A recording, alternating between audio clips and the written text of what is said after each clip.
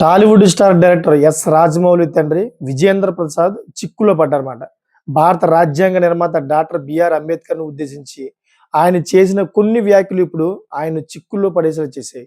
ఆయన చేసిన వ్యాఖ్యలు అంబేద్కర్‌ను అవమానించేలా ఉన్నాయని ఆరోపిస్తూ దళిత సంఘాలు, నాయకులు, పోలీసులను ఆశ్రయించారు. తెలంగాణ మాల సంక్షేమ సంఘం రాష్ట్ర అధ్యక్షుడు బత్తుల రాంప్రసాద్ నేతృత్వంలో ఒక బృందం గురువారం హైదరాబాద్‌లోని సైఫాబాద్ పోలీస్ స్టేషన్‌లో విజయేంద్ర ప్రసాద్‌పై అధికారికంగా ఫిర్యాదు చేసిందని ప్రముఖ వార్తాపత్రిక ఈనాడు తన కథనంలో పేర్కొందన్నమాట.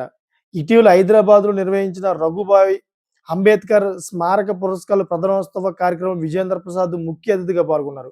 ఈ సందర్భంగా ఆయన ప్రసంగిస్తూ చేసిన కొన్ని వ్యాఖ్యలు వివాదాస్పదానికి కేంద్ర బిందువయ్యాయి. అసలు వివాదం ఏంటంటే ఫిర్యాదుదారుల కథనం ప్రకారం ఆ కార్యక్రమంలో విజయేంద్ర ప్రసాద్ మాట్లాడుతూ చరిత్రకు సంబంధం లేని ఆధారాలు లేని అంశాలను ప్రస్తావించారని ఆరోపించారు. అంబేద్కర్ గౌరవానికి భంగం కలిగేలా ఆయన మాటలు ఉన్నాయని బత్తుల రాంప్రసాద్ పేర్కొన్నారు. సో విజయేంద్ర ప్రసాద్ చేసిన వ్యాఖ్యలను చరిత్రలో ఎక్కడ ఆధారాలు లేవని, ఆయన కేవలం ఊహానిజిత అంశాలను అంబేద్కర్ జీవితానికి ముడిపెట్టారని ఫిర్యాదులో పేర్కొన్నారు. సో ఇందులో అవమానకరమైన వ్యాఖ్యలు ఏంటంటే, ఒక మహోన్నత వ్యక్తిని ఉద్దేశించి ఇటువంటి బాధ్యరహితమైన మాటలు మాట్లాడటం సమంజసం కాదని, ఇది కోట్లాది మంది ప్రజల మనోభావాలను దెబ్బతీసేలా ఉందని దళిత సంఘాల నేతలు ఆగ్రహం వ్యక్తం చేశారు.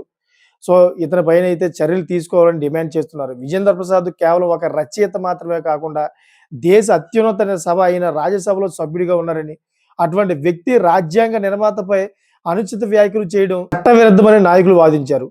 ఆయనపై తక్షణమే ఎస్సీ ఎస్టీ అట్రాసిటీ కేసుతో పాటు ఇతర సంబంధిత సెక్షన్ల కింద కేసు నమోదు చేసి కఠిన చర్యలు తీసుకోవాలని సైఫాబాద్ పోలీసులు డిమాండ్ చేశారు వాళ్ళు.